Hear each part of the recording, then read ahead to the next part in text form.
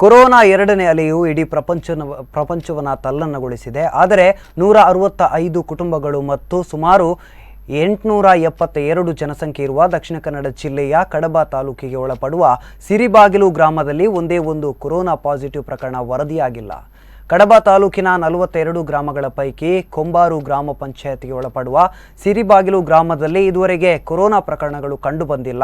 ಈ ಗ್ರಾಮದ ಜನರು ಮುನ್ನೆಚ್ಚರಿಕೆಯುಕ್ತ ಜೀವನ ಶೈಲಿ ಮತ್ತು ಸ್ಥಳೀಯ ಕೊರೋನಾ ವಾರಿಯರ್ಸ್ಗಳ ಸಮಯೋಚಿತವಾದ ನಿಲುವು ಕೊರೋನಾ ಮುಕ್ತ ಗ್ರಾಮಕ್ಕೆ ಕಾರಣವಾಗಿದೆ.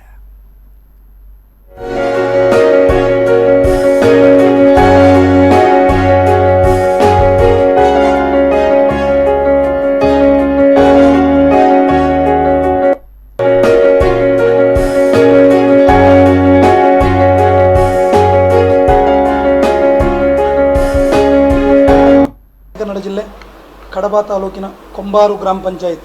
ಈ ಕೊಂಬಾರು ಗ್ರಾಮ ಪಂಚಾಯತ್ನಲ್ಲಿ 2 ಗ್ರಾಮಗಳಿವೆ, ಕೊಂಬಾರು ಮತ್ತು ಸಿರಿಬಾಗಿಲು. ಒಟ್ಟು ಗ್ರಾಮ ಪಂಚಾಯತ್ನ ವಿಸ್ತೀರ್ಣ 17,118.33 ಎಕರೆ. ಅದರಲ್ಲಿ ಕೊಂಬಾರಿದು 9,556.63 ಎಕರೆ, ಸಿರಿಬಾಗಿಲಲ್ಲಿ 7,561.70 ಎಕರೆ.